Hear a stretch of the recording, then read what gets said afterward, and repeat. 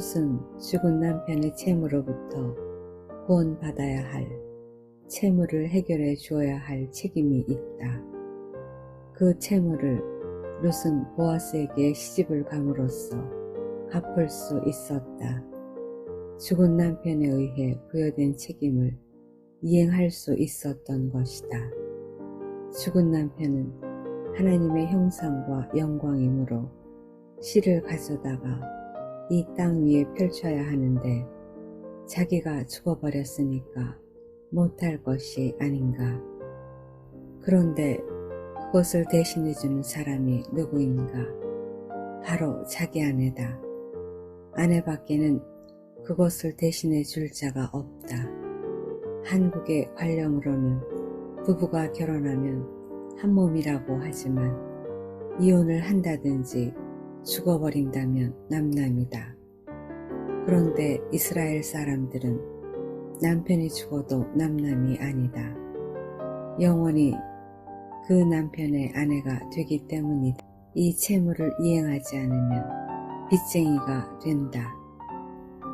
롯은 보아스에게서 아들을 낳음으로써 옛 남편의 채무를 갚아주고 자신은 그리스도를 낳기 위한 왕의 주상이 되었다. 다윗 왕을 낳는 계보를 만들게 된 것이다. 롯이 없었으면 다윗 왕이 나오지 않았을 것이다. 이런 맥락에서 보면 인류에게 왕 대신 그리스도를 끌어오기 위해서 롯이라는 여자가 필요했다고 할 수 있다. 하나님께서 땅 위에 오시기 위해 사람이 필요한 것처럼 하늘에 있는 다윗 왕이 오기 위해서 롯이 필요했다. 이스라엘의 통치자로서 하나님의 영광과 형상으로서 이스라엘을 통치할 왕이 이 땅 위에 임하기 위해서 롯이 필요했던 것이다.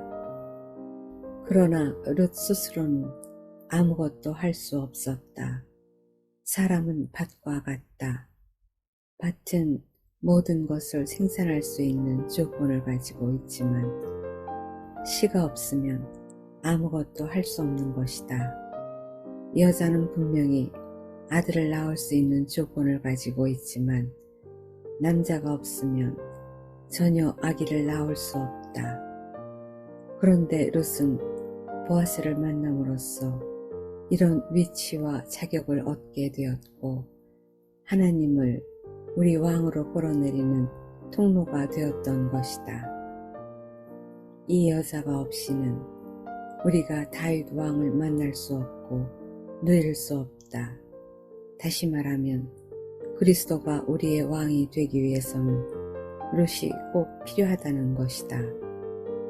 롯이 필요하다는 것은 우리가 롯이 되어야 한다는 말이다. 우리는 이 땅 위에서 왕 노릇해야 할 자들이다. 왕 같은 제사장들이다. 만물을 지배하고 다스릴 자가 누구인가?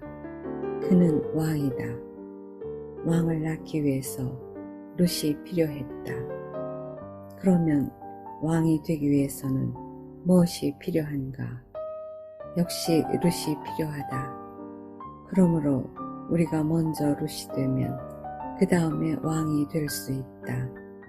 먼저는 롯이 있고 다음에 다윗 왕이 있다.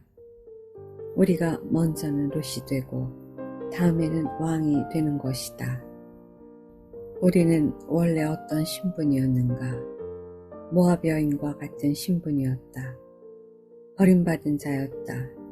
이방 여인이었고 저주받은 자였고 하나님의 약속에 대해서 외인이었던 사람들이었다. 그런데 이 사람들이 베들레헴, 즉 하나님의 경륜 안으로 돌아와서 마침내 그리스도를 이끌어오게 되었다. 이 과정은 우리와 똑같은 과정이다. 인생이 왕 같은 제사장이 되는 과정과 롯이 다윗 왕의 조상이 되는 과정이 같다. 그러므로 롯 안에서 비로소 왕 되신 그리스도를 낳게 되고 누리게 된다.